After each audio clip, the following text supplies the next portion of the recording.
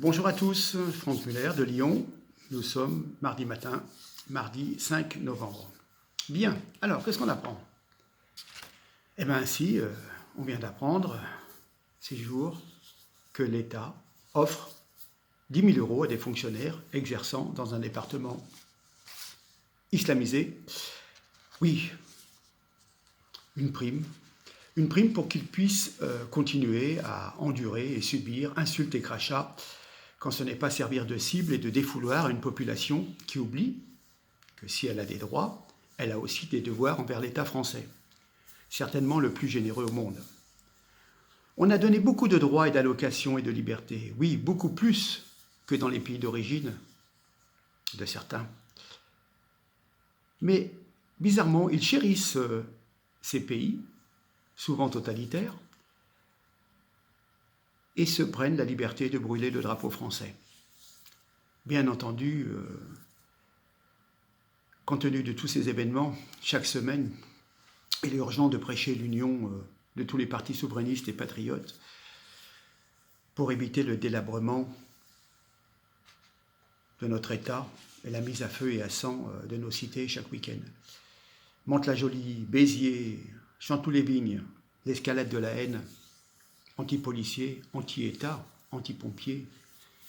Nous assistons à un repli communautaire. Tout cela est dû à une économie souterraine de vente de drogue. Ne vous y trompez pas. Par contre, effectivement, vous avez toujours, la même victimisation. Ce sont toujours des pauvres. Oui, en fin de compte, le Premier ministre nous l'a dit, ce sont des imbéciles irresponsables, mais surtout pas des voyous criminels. Allez, incendier un centre culturel, franchement, qui profitait à leurs petits frères. Enfin bon, c'est bizarre, quand on entend parler culture, ces jeunes sortent un bidon d'essence et mettent le feu. Enfin bon, l'État va encore dépenser des milliards pour des banlieues, comme depuis 40 ans. C'est tellement efficace, on en voit le résultat tous les jours. Alors, il y a une semaine, le fameux petit vieux de 84 ans qui avait voulu incendier une mosquée.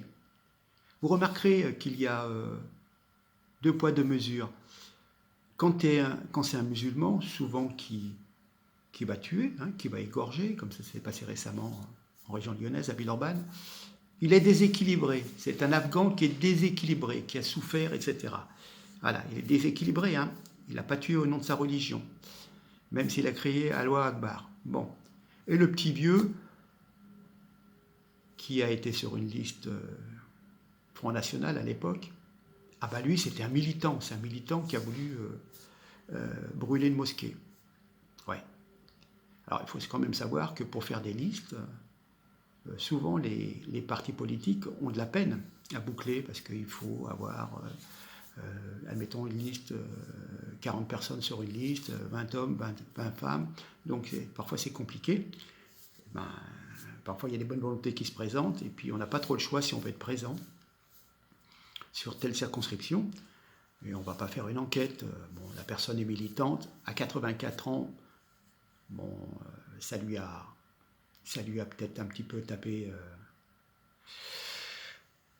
dans les neurones, et puis voilà, elle était déséquilibrée. Enfin, je pense qu'il n'a pas voulu sciemment tirer sur les deux vieux pratiquants musulmans qui étaient à la mosquée, mais simplement il a été pris sur le fait quand il a voulu incendier ou déposer ses bonbonnes de gaz, je crois, pris sur le fait, il a tiré dans le tas. Mais sinon, souvent les gens ont juste le courage d'aller incendier, mais pas de tirer comme ça sur des vieillards qui ont pratiquement son âge. Ce que j'appelle moi des vieux Chibani qui sont là depuis 50 ans, voire plus, et avec qui on entretient de très bonnes relations, parce que ce ne sont pas des gens qui sont extrémistes dans l'ensemble, quoi. Ni délinquants, bien entendu. Enfin bon, on était bien contents. Ah oui, un militant FN qui était sur une liste, vous vous rendez compte? Ouais, d'accord. Enfin bon.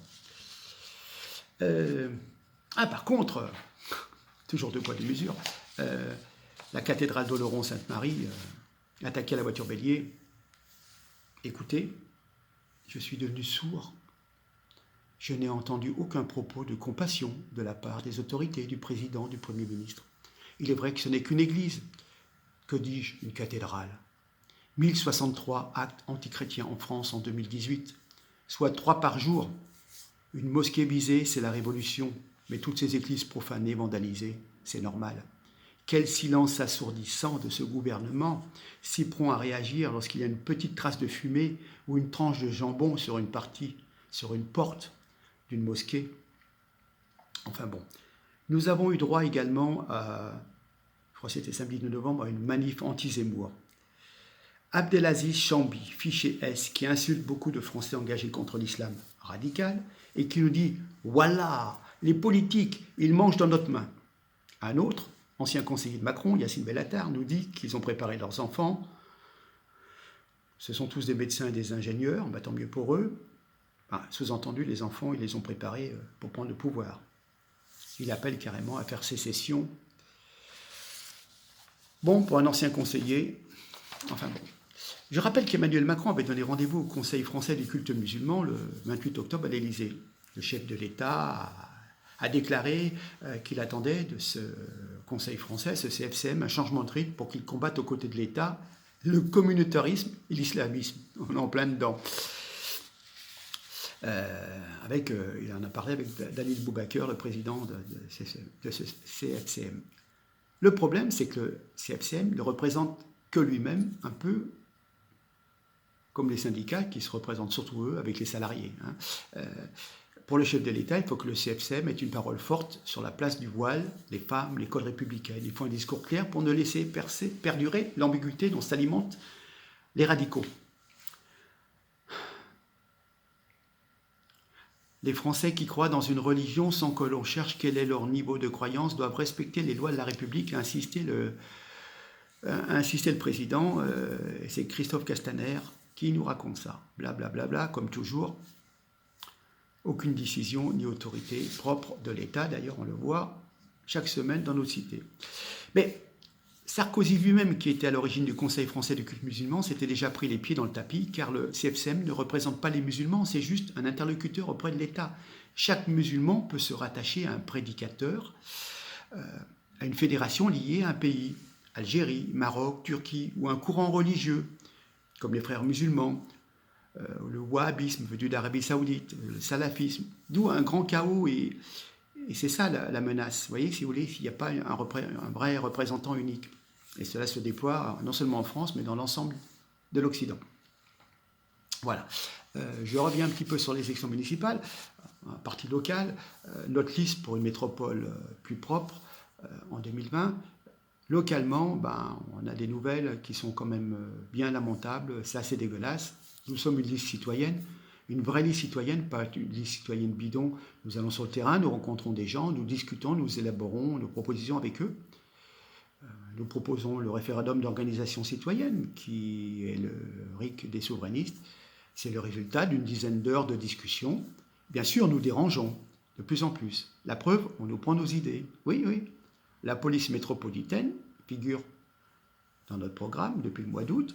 Et figurez-vous que le candidat LR à la métropole, M. François-Noël Buffet, a repris donc l'histoire, l'idée d'une police métropolitaine pour le Grand Lyon. Enfin, c'est pas grave, ça nous fait sourire. De toute façon, servez-vous des idées, nous en avons plein d'autres.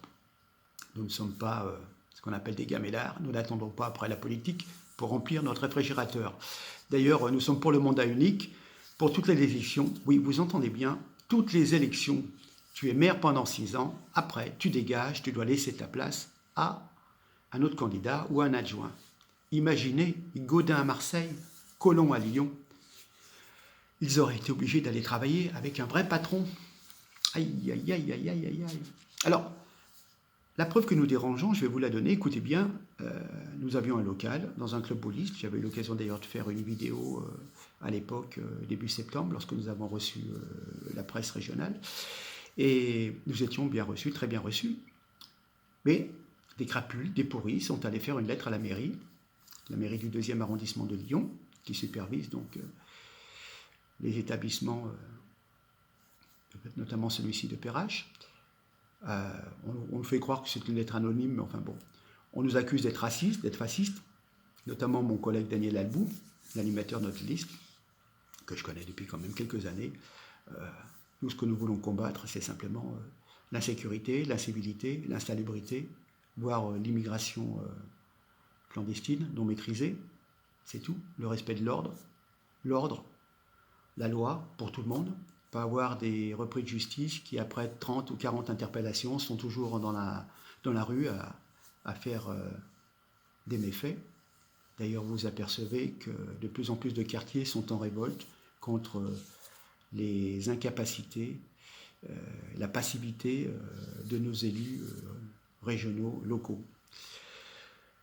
Donc voilà, eh bien écoutez, nous sommes à la recherche d'une nouvelle salle qui puisse accueillir des réunions de 30, 40 personnes, quand c'est pas plus.